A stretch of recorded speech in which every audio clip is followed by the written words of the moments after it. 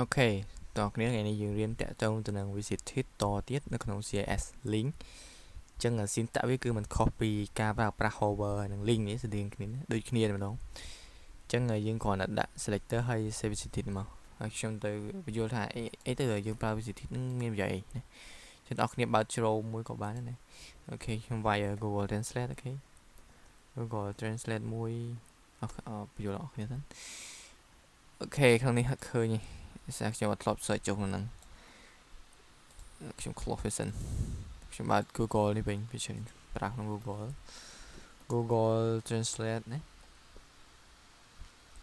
អូខេអ្នកគ្នាឃើញពីរនេះមានពណ៌ខុសគ្នាអ្នកគ្នា link មួយនេះពណ៌ស្វាយ link មួយនេះពណ៌ខៀវអញ្ចឹងពាក្យ visited ម្នាក់បានមើលអញ្ចឹងមានថារាល់ link ដែលយើងបានចុចសូម្បីចាប់ពីម្ដងឡើងទៅគឺវាចេញពណ៌ហ្នឹងអញ្ចឹងយើងកំណត់ឲ្យវាចេញពណ៌ហ្នឹងណាពេលគេចុចមើលហើយថាគេបានចូលមើលឲ្យវាចេញពណ៌អញ្ចឹងទៅចេញពណ៌អីក៏បានសេចលើយើងនេះគេដាក់ចេញពណ៌ស្វាយណាយើងដាក់ចេញពណ៌ក្រហមទៅអញ្ចឹង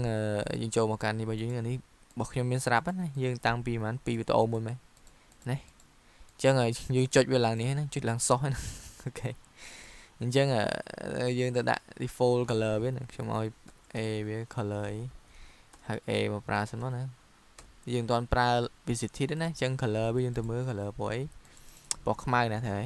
អូខេអញ្ចឹងខ្ញុំប្រើ visited នេះយើងបានចុចវាតាំងពីវីដេអូប្រហែលមុនណា visited អញ្ចឹងខ្ញុំឲ្យ color អីរបស់គេប្រើ purple ខ្ញុំប្រើ red ទៅប្រើក្រហមយើងពេល refresh មកវាចេញក្រហមអ្នកគ្នាឃើញទេអញ្ចឹងពេល visited ពេលបានមើលគឺចេញក្រហមខ្ញុំអ្នកឯងធ្លាប់ចុច link ហ្នឹងហើយវានឹងចេញក្រហមអញ្ចឹងហើយអញ្ចឹងនឹងឯងជាការប្រើប្រាស់ visited ណាអូខេ